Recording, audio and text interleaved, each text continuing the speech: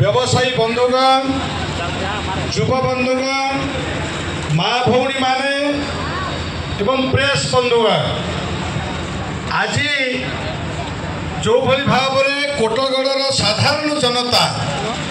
Bharatiya Janata party शुभेच्छु Jagannath मंदिर दर्शन ठारू आरंभ करी प्रभु श्री जगन्नाथ दर्शन जो सुजोग सी मत प्रथम देइछंती प्रभु जगन्नाथ अपार करुणारू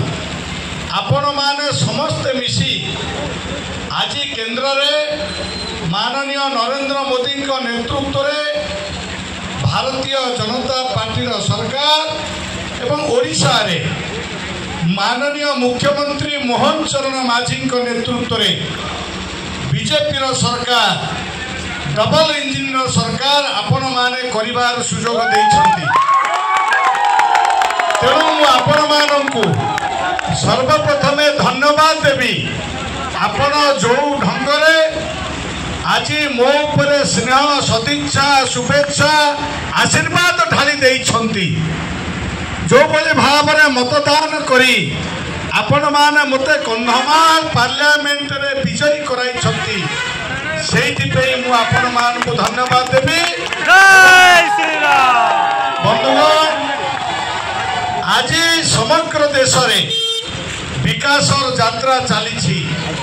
माननीय नरेंद्र मोदी नेतृत्व रे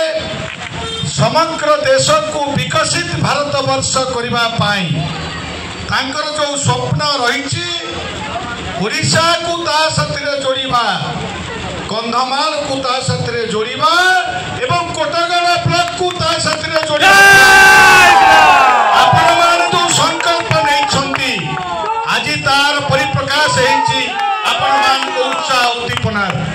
तेणु मु आपण मान को धन्यवाद देवी आपण मते संबर्धना देई नाहंती